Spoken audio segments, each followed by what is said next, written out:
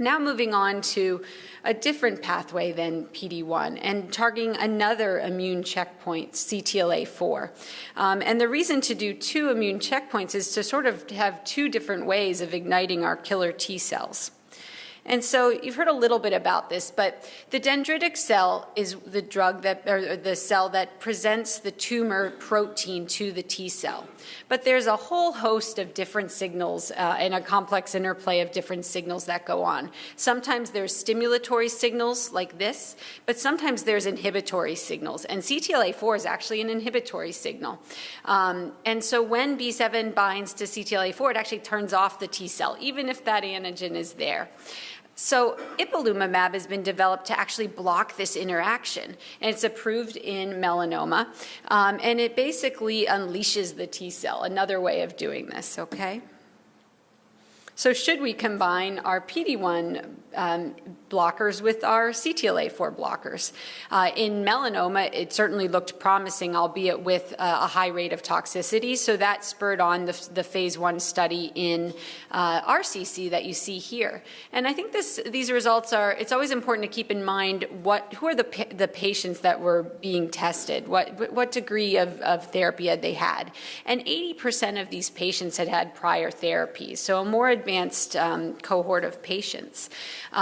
And 40 to 48% of patients had an objective response with the combination, either at the lower dose of ipilimumab or the higher dose of ipilimumab. So this is a high response rate. There's still about 13 to 24% of patients that didn't respond at all. The median progression-free survival was 6 months, which is quite on par with our other second-line therapies. But toxicity was real, and mostly due to ipilimumab, with that 30 to 40% of patients having some degree of significant diarrhea or GI disorder. 40% of people had toxicity to the liver, skin, and 10 to 26% had to discontinue for toxicity. But this is, given the high degree of response and the generally manageable toxicity profile with all the drugs you heard Marianne talk about in terms of steroids and infliximab, you can manage these toxicities. I apologize for the transition from Mac to IBM here. But going on is a planned phase 3 study of this combination in patients with treatment-naive metastatic clear cell RCC. Will be randomized, over 1,000 patients will be randomized to nivolumab every 2 weeks plus ipilimumab or sunitinib as the control arm. And progression-free survival and overall survival are actually co-primary endpoints, so we'll get some really good data. I think the main concern I have with this, I agree with it, I think it's a really rational approach, is really whether we're going to be able to handle the toxicity of the combination with ipilimumab. And so I just don't have enough time, but there's so many exciting combinations out there targeting other components of T cells. So you saw the laundry list of other PD-1 and PD-L1 blocking agents. There is a LAG-3 receptor that if we inhibit it, we can actually increase dendritic cell activation and consequent activation of tumor-specific killer T cells. There's a cytokine called IL-21 that's been engineered to actually better stimulate our natural killer cells and tumor-killing T cells. There's a receptor on our natural killer cells called KIR that if we inhibit it, it actually increases the natural killer T cell activity as well. And there's many others, so please just discuss with your doc and reach out to us if you want. And finally, the last part of my talk, I want to switch to thinking about how we can retrain our immune system with vaccination. So vaccines have the potential to focus our immune reactions to tumor-specific or tumor-associated antigens.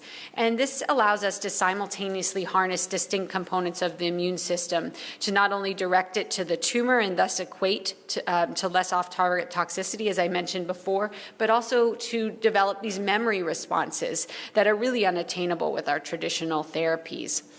Unfortunately, though, the clinical impact of our past vaccine strategies has been modest, despite evidence that when we looked at the immune cells in the tissues and in the blood, that we were activating them. And this is likely due to the fact that the tumor secretes cytokines and immunosuppressive chemicals that decrease the immune response. There are regulatory T cells and myeloid-derived suppressor cells that kind of counteract our killer T cells. And how can we sort of work together to combat these immunosuppressive forces? And so I'm going to talk to you about two different vaccines. So IMA901 is an off-the-shelf tumor protein vaccine. Very complicated process, but to kind of distill it down, they basically took normal cells and tumor cells and looked for proteins that were significantly greater in the tumor cells than the normal cells. They took it a step further to say, of those proteins, which ones stimulated the immune system more, using some of our traditional immune assays. From there, they actually found 10 tumor-associated peptides or proteins. And their choices were based on them having to be present in more than 70% of kidney cancer samples, and that based on literature review and our knowledge base, that they were actually possible tumor drivers. It made sense, such as MET and cyclin D1. And so in a phase 2 study that was presented in 2013, they randomized patients with advanced RCC. Both arms got the vaccine plus an immune stimulant called GM-CSF. But one arm got cyclophosphamide, which is a chemotherapy agent that we don't usually use in RCC. Here we were using it actually to kill those immunosuppressive T regulatory cells. And what they found was that a single dose of the Cytoxin not only significantly decreased the number of T regs in the patient samples by 20%, but it actually saw a trend to an increase in overall survival from up to 24 months from 15 months. Now, due to statistics, it wasn't statistically significant, but if I'm a patient and I hear I get up to 10 months of benefit, I'm going to say that's clinically significant to me. But that's why we got to do a bigger test and see if it's true. And so they have accrued this. It's a phase 3 study. Patients are randomized either to the IMA901 vaccine plus that immune stimulant, plus that dose of Cytoxin, plus that standard treatment sunitinib. And remember, sunitinib can also decrease the T regulatory cells, so it was an additional bonus. And then comparing it to sunitinib. And so we'll see, the primary endpoint is going to be overall survival. And last, I wanted to touch on a personalized vaccine, and this is AGS-003. Pretty complicated process, but I simplify it for myself as well. And what they're doing is basically you need fresh tumor, so it's going to be patients with metastatic disease that have their primary kidney tumor still in place. You go for nephrectomy, which we know can also have clinical benefits. You also go for a leukapheresis, which is an IV blood collection where they actually take out your dendritic cells, those antigen-presenting cells. They then mix the tumor RNA plus your dendritic cells plus a cocktail of immune-stimulating cytokines and basically activate your dendritic cells to the tumor proteins and then inject it back into the patient. And so there was a small 21 patient study in RCC. Patients had to have unfavorable risk, which means certain clinical criteria that predict a worse outcome. They had nephrectomy to get the tumor out, to get the fresh tumor proteins, and the leukapheresis. They also gave sunitinib not only to decrease the Tregs, but also to give patients an effective therapy. And what they found was that compared to a historical control group of sunitinib patients with those same poor risk factors, at about 30 months, there was only 13% of patients who were alive in this group if they had just gotten the standard sunitinib. But in the trial, this same group, there were 52% of patients alive at greater than 30 months, which is remarkable. This is a 21-patient trial, however, so it needs a much more rigorous testing.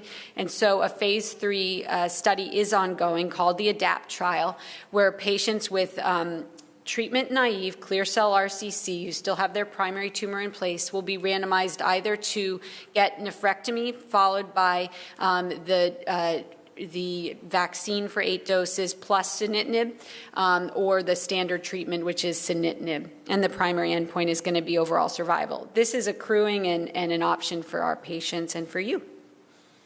So in summary, PD-1 pathway blockade is promising and an emerging therapeutic strategy in RCC. It's tolerable and preliminarily effective. I think we need intelligently crafted vaccines against tumor-specific proteins and tumor evasion mechanisms that may harness our immune system.